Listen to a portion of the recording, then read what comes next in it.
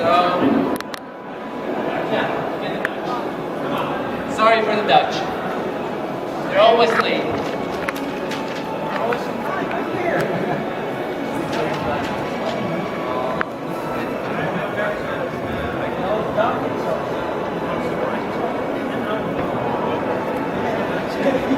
Stai per video, no? Volevi fare foto? Volevi fare foto? Sta un po' il pretore. Ah, lui sta a fare foto. No, dall'altra parte.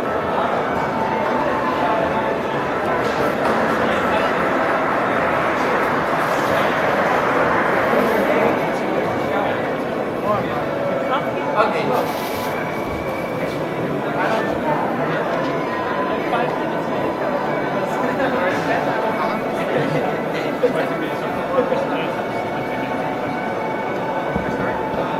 So, everybody's here? Okay. So, first of all, good afternoon.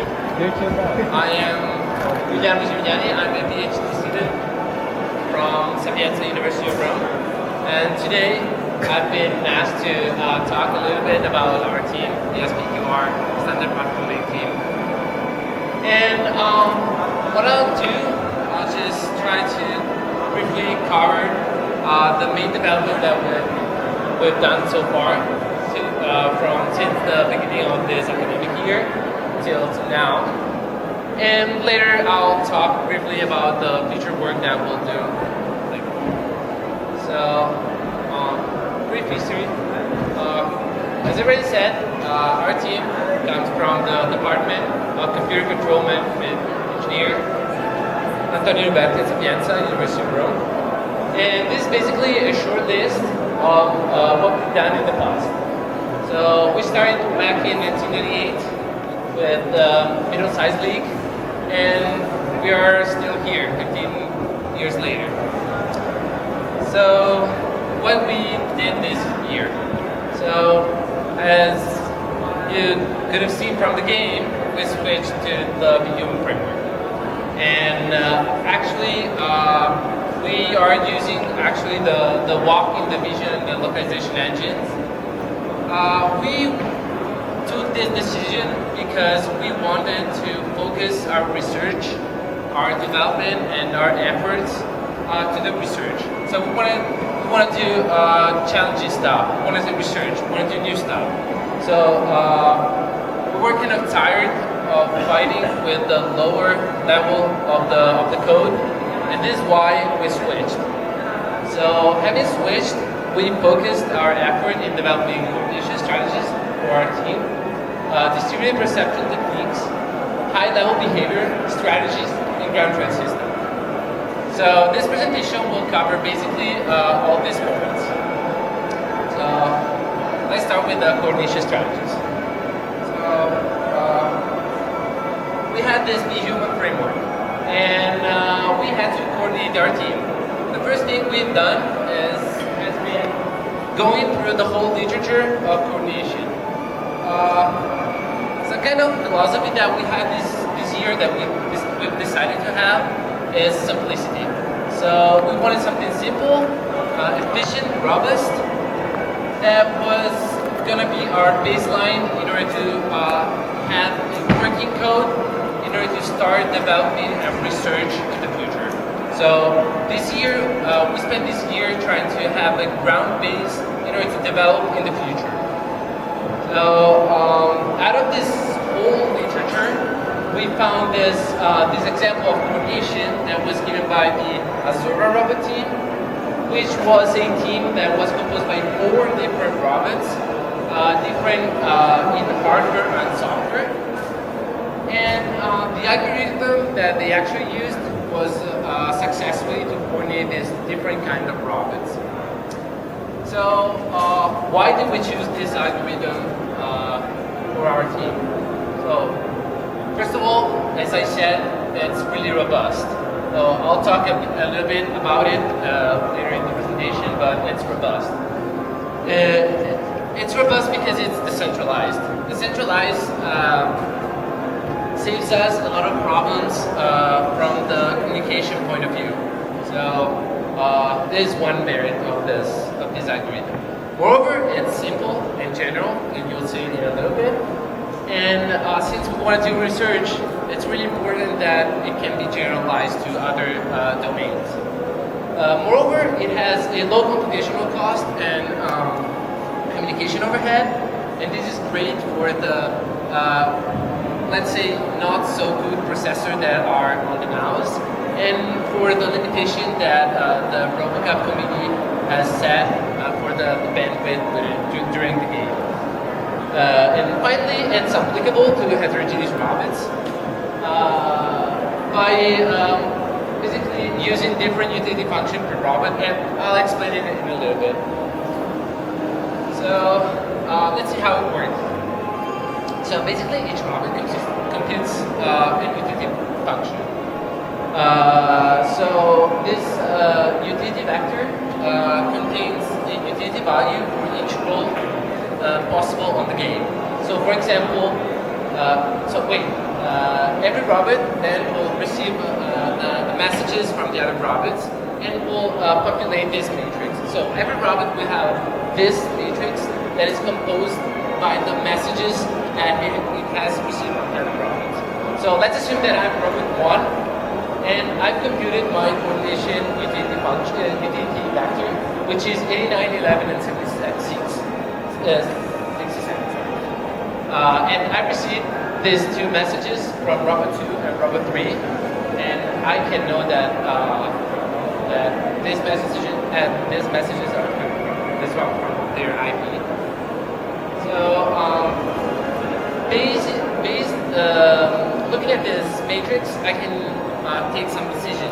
So for example, if role 1 is the most important role that needs to be covered during the game. For example, let's say that we always want to have a striker since we want to score.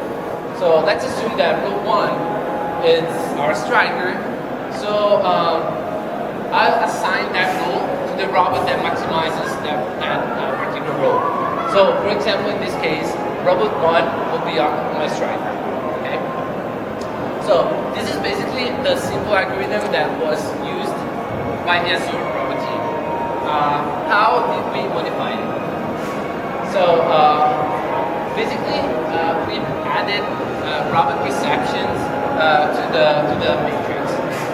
So here you can see 3 more columns to the matrix. The fourth, let's say, the first. So this column represents the local perception of each robot. So this one will be the all position perceived by robot 1, okay, and as well as to the other one. This is from robot 2 and robot 3. On this column, we communicate to the other robots the actual position of the robot. So robot 1, let's say, thinks that it's standing right here on the field, will communicate it to the other robots, and so on. While this other column has some boolean that just helps us recognize some communication errors between the robot. So for example, if one robot dies during the game, we set the heartbeat to 0 after what? After if no messages are received by a robot from the robot that has died, we set that particular boolean to 0. So we decided to add this information to the matrix because we want to add redundancy to the system. As you all know, probably better than me, redundancy stabilizes the system. And this is a peculiar problem that we've seen in a lot of other team as well as our previous team. So we wanted to, as I already said, we wanted to stabilize our code to develop. We wanted to have a robust code. So we've added this perception. Moreover, in particular, these two information help us build the representation of the game. So each robot can compare its own board model with the other board model. Either if it is another robot board model, or if it's a distributed perception model. And on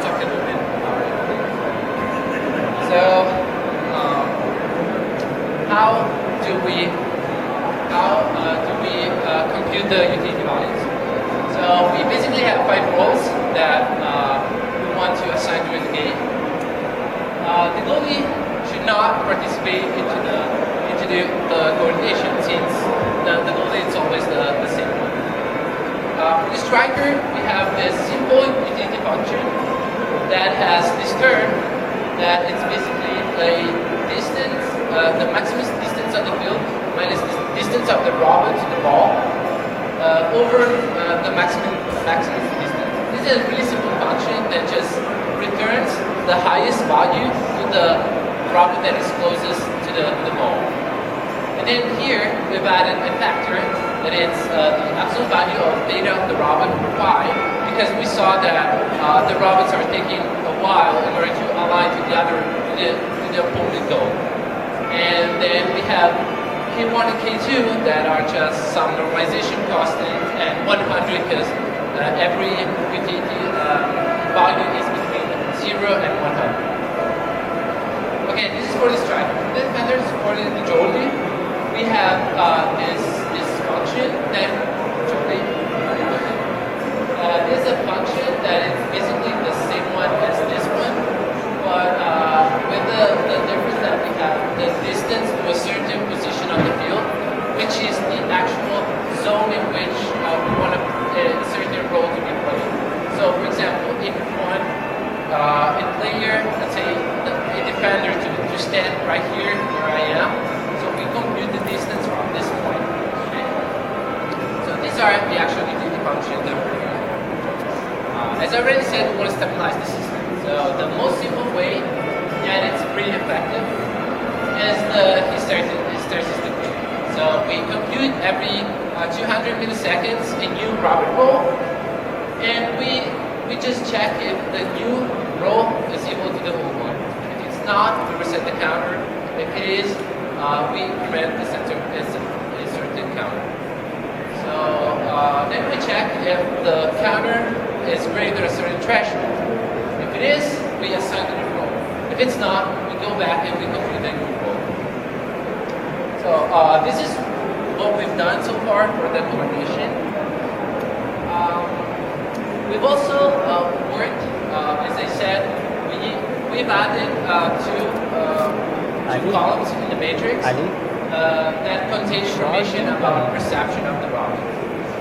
So we've used this perception in order to build a distributed model.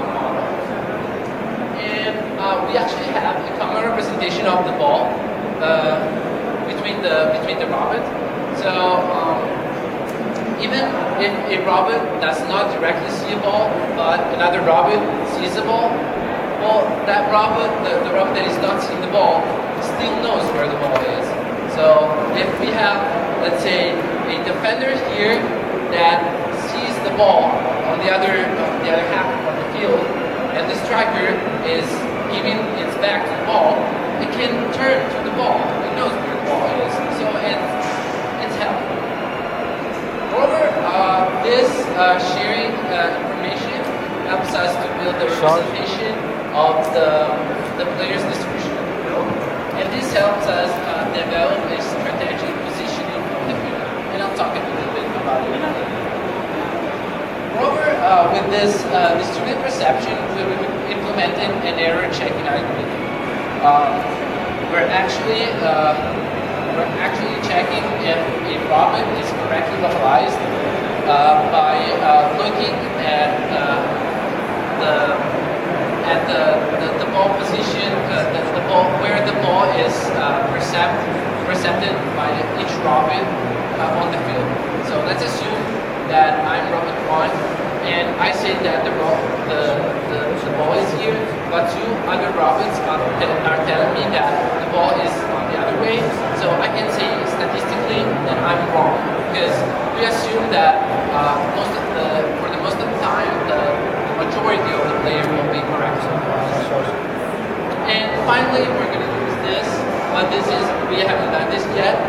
In order to, we want to build more sophisticated strategy that will use the ball perception and the player distribution. So we're here to play soccer, right? So we had to implement behaviors. implemented really simple behaviors for each role.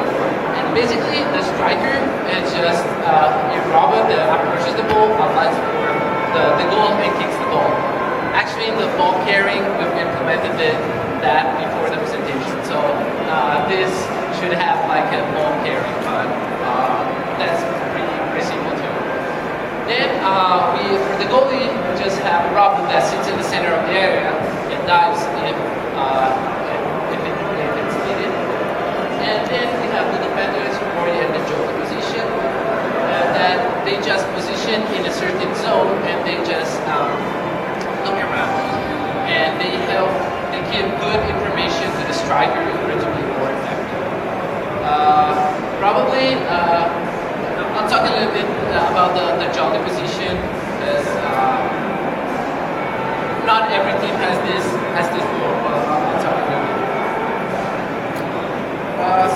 Strategy. So we've implemented a really easy strategy disposition of the game. With the game, so we have an offensive or defensive disposition on the field based on the current state of the game, the current score. So let's assume that we're winning. So if we're winning, we want to keep that score as it is. We don't want the other team to score. So we'll just place our robot in a more defensive disposition. So we'll have two defender, one supporter, and one striker. And here, the Jolie will play the defender position. If we're losing, we can see that we want to score quickly, we want to be more effective, and in offense, we want to be more offensive. So the Jolie will take the supporter position, and the defender will come down and be more central. So this is a really simple strategy that we are adopting, and this is what we said that we really want to implement. So we think that right now the games they lack of strategy. So we'd like to give a contribution to the searchability in this aspect. Finally, our lab also implemented what we call GAUS, which stands for Parent Group Database for Now Software Robots, which is a dataset coming from video sources containing different software robots scenarios. And basically, the aim of this project is to provide a set of videos that can be used to help developing intelligent surveillance system for these particular scenarios. We've developed this because we needed in ground truth in order to test our code in a real scenario, and moreover because we'd like to realize an automatic method. So, in conclusion, I'm trying to give you a representation of our team by talking about the main developments, which are the coordination, the distributed perception, the behaviors, the basic strategy, disposition, the field, and the graphic system. And about future works. We'd like to, as I already said, we'd like to give a contribution about strategies. So we'd like to implement passes and more complex behaviors since we think that our behavior is too simple. Moreover, we'd like to implement what we call sub-coordination, which is a coordination between a subset of roles of the whole team. So let's assume that we have the supporter and the striker. We want them to coordinate on the field in order to make them more effective. And we'd like to do this by using Petronet plans, which is a formalism that has been developed at Harvard University, which basically grants us a method that can describe high-level behaviors and complex interaction between robots. Finally, we think that the distributed perception aren't using enough right now. So we want to actually give a feedback, use this distributed perception to give a feedback to the localization algorithm, since we've seen also during this competition that we still have some organization problem. And finally, we'd like to have a kind of common model of the state of the game in order to take more robust decision during the whole game. So I'm done. Thank you. I hope that I haven't bored you that much. If you have any questions,